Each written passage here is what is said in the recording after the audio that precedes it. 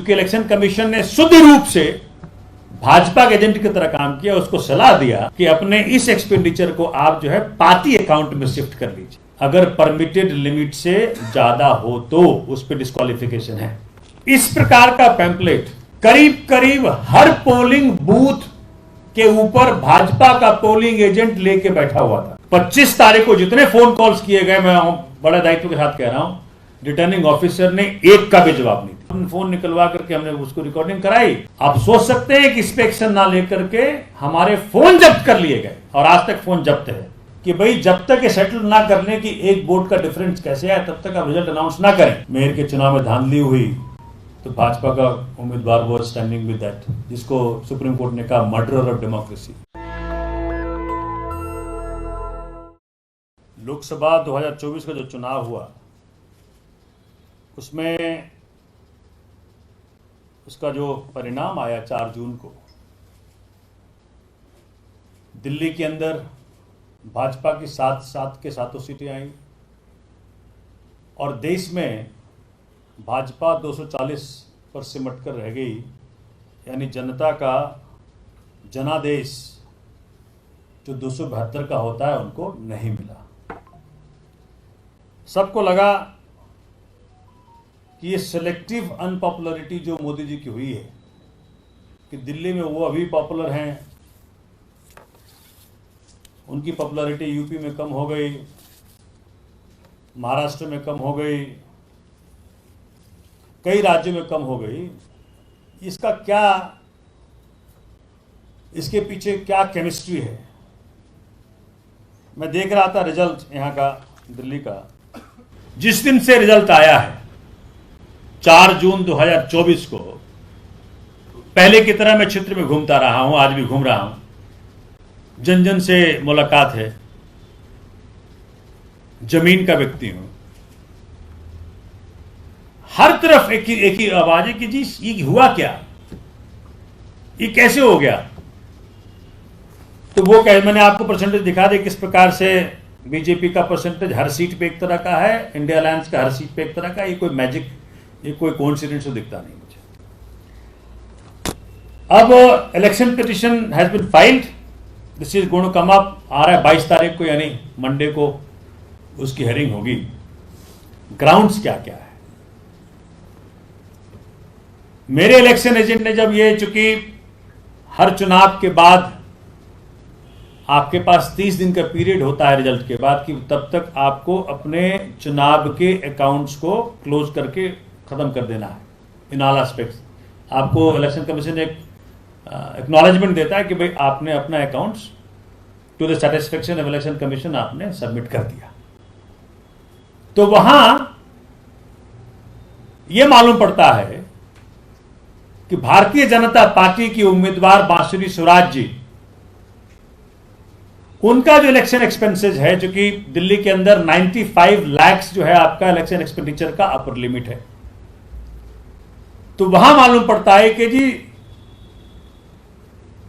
To the tune of 16 lakhs, it could be little bit here and there, 16 lakh तक का expenditure से वो उनका इलेक्शन एक्सपेंडिचर एक्सीड कर रहा है। तो वहां चूंकि इलेक्शन कमीशन ने शुद्ध रूप से भाजपा के एजेंट की तरह काम किया, उसको सलाह दिया कि अपने इस एक्सपेंडिचर को आप जो है पार्टी अकाउंट में शिफ्ट कर लीजिए। जैसा अकाउंट से आदेश आया होगा, इलेक्शन कमीशन ने पालन किया और कहा बहन जी आप इस जो एक्स्ट्रा एक्सपेंडिचर आ रहा है उसको पार्टी अकाउंट में शिफ्ट कर लें, जिससे आप with in the permitted expenditure आपका इलेक्शन एक्सपेंसेस आ जाए। क्योंकि ये बहुत बड़ा अपराध है चुनाव के लिहाज से कि आपका इलेक्शन एक्सपेंडिचर अगर परमिटेड लिमिट से ज्यादा हो तो उस पर डिस्क्वालिफिकेशन है। पहला तो ये ग्राउंड है। दूसरा ग्राउंड आपने देखा होगा, इलेक्शन वाले दिन ही आप में से कई साथियों ने उस दिन कैप्चर भी किया था, टीवी भी चलाया था। इस प्रकार का पैम्पलेट इलेक्शन वाले दिन करीब करीब हर पोलिंग बूथ के ऊपर भाजपा का पोलिंग एजेंट लेके बैठा हुआ था।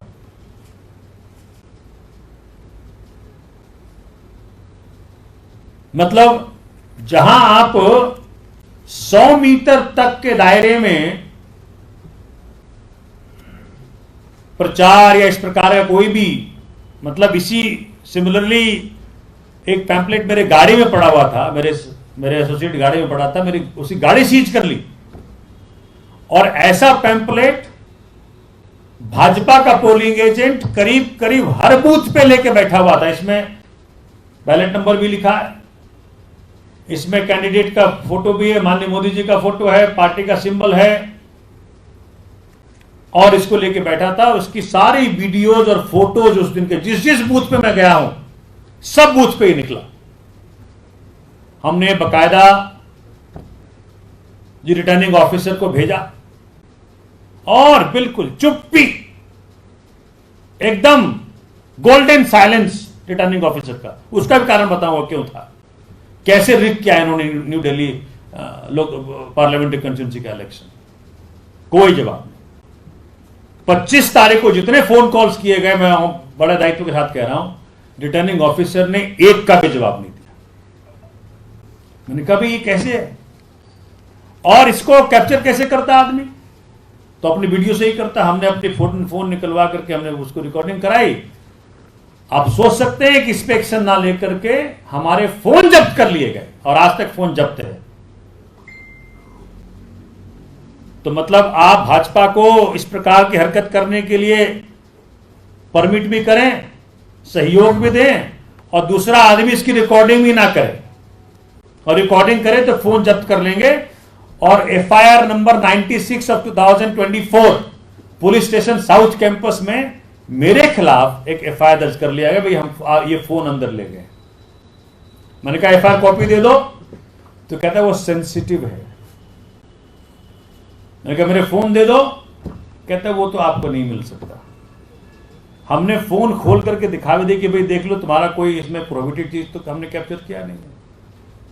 कहते भाई साहब बड़े ऊपर से चला रहा, बहुत ऊपर से आदेश है, सोमनाथ भारती के फोन वापस नहीं करने हैं और प्रोसिक्यूट करना है इनको। ठीक है, हमने उसको जो आपका फैसिलिटी है ऑनलाइन देखने का, हमने वो भी देखने का प्रयत्न किया।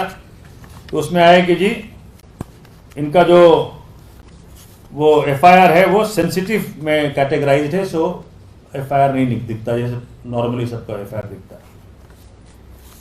तो दूसरा ग्राउंड हमारा ये है, देख लिया आपने, करीब करीब भरपूर। मतलब मान लीजिए मेरे हारने का मार्जिन है 77,000 समथिंग, 78,000 कर लीजिए। अगर ये 40,000 वोट्स, अगर मान लें कि 30-40 वोट्स पे पर बूथ इन्होंने इन्फ्लुएंस किया होगा, so then result gets changed.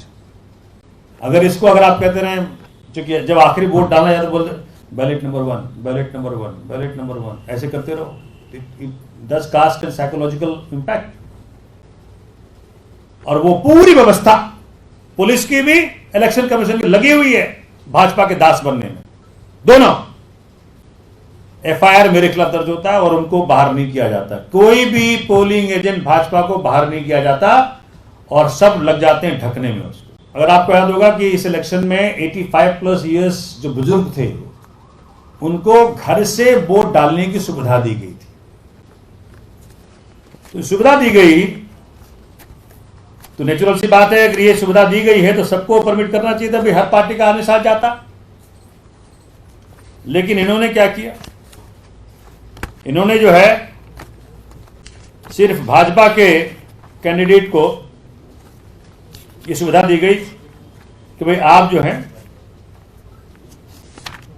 साथ जाएं। तो मेरा ये है तीसरा नंबर ग्राउंड। देखिए ये इसमें आपको दिखेगा, थोड़ा छोटा है, ये व्हाट्सएप का स्क्रीनशॉट है। ये ईसा खोसला जी का वो है, उनका व्हाट्सएप नंबर वहां भेज रखा है हमने। बकायदा उन्होंने कहा है, इसमें बकायदा लिखा हुआ है, भाजपा का जो मंडल अध्यक्ष है ग्रीन पार्क का, उसने लिखा है कि आज दिनांक 17/5/2024 को ग्रीन पार्क मंडल के शक्ति खंडों में 85+ वरिष्ठ नागरिकों का उनके निवास स्थान पर ही मतदान संपन्न हुआ। इस सुविधा को प्राप्त करने के लिए स्वयं मैंने कुछ मंडल के पदाधिकारियों के साथ वरिष्ठ नागरिकों के लिए फॉर्म 12T भरवाकर जमा किए थे। सभी वरिष्ठ नागरिक सुविधा से बहुत प्रसन्न और संतुष्ट हुए। मतदान करने के लिए सभी का सहृदय धन्यवाद। बांसुरी स्वराज जी की जीत सुनिश्चित है। और किसी क्षेत्र के व्यक्ति ने भी इस मंडल अध्यक्ष को धन्यवाद किया इस फैसिलिटी के लिए। तो इसमें सिर्फ भाजपा का आदमी कंपनी किया। रूल यह है कि जितने कैंडिडेट्स खड़े हैं सबको ऑप्शन देता इलेक्शन कमीशन कि भाई आप साथ चलें, क्योंकि ये इस दिन पोलिंग होगी घर घर जाकर के, तो सब पार्टी के व्यक्ति साथ जाते to ensure impartiality of this. Fourth ground is,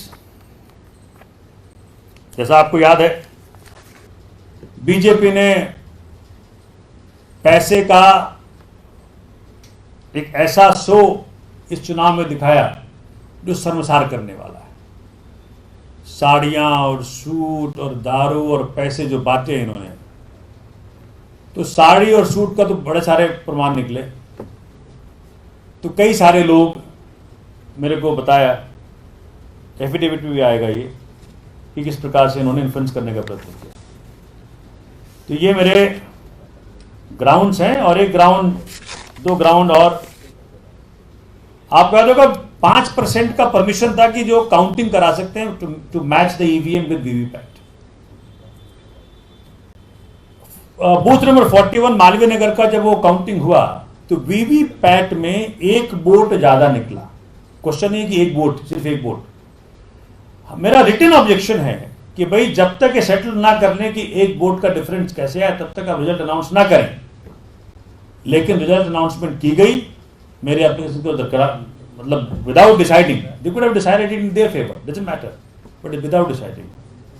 सो वो ग्राउंड है। एक ग्राउंड ये कि जी पूरे चुनाव में धार्मिक आधार पे पूरे चुनाव को बांटने का प्रयत्न किया गया और कई वीडियोज और कई ऑडियोज और कई पिक्चर्स इस प्रकार के सबमिट किए गए साथ में, जो दिखाता है, जो प्रोहिबिटेड है कि you can not solicit vote in the name of religion, but it was used. और ये आपने किस प्रकार से दिल्ली पुलिस के, वी ऑल न्यू कि दिल्ली पुलिस लगी हुई है भाजपा को चुनाव जिताने में। उसका एक रिटन में हमने सबमिट किया। एक Delhi police ASI CM Nagaraja ने खुल्लम खुला इलेक्शन कैंपेनिंग की, उसका वीडियो सबको सौंपा गया दिल्ली पुलिस को। इंक्वायरी में आया कि जी वीडियो कहां से आया है नहीं मालूम पड़ रहा है, इसीलिए इसको हम बेनिफिट ऑफ डाउट देते हैं, छोड़ देते हैं। ये बकायदा इंक्वायरी की, inquiry was done in the favour of same constable. हमने कई चीजें लाई थी पहले संज्ञान में, किस प्रकार से ललित मोदी को हेल्प करने वाला व्यक्ति रहा ये भाजपा का जो उम्मीदवार था, किस प्रकार से मणिपुर के जब बहनों का के साथ ऐसा घृणित व्यवहार किया गया, तो भाजपा का उम्मीदवार was standing with the state government. किस प्रकार से जब चंडीगढ़ में मेयर के चुनाव में धांधली हुई तो भाजपा का उम्मीदवार वॉज स्टैंडिंग विद दैट, जिसको सुप्रीम कोर्ट ने कहा मर्डरर ऑफ डेमोक्रेसी। और आपको इस प्रकार से जो सारा सहयोग किया गया, मैं जानकर हैरान रहा। ईसा खोसला जी जो रिटर्निंग ऑफिसर थी नई दिल्ली लोकसभा कंस्टिट्यूंसी की, she was wife of private और personal secretary of mister Piyush Goyal, Bhajpa के नेता।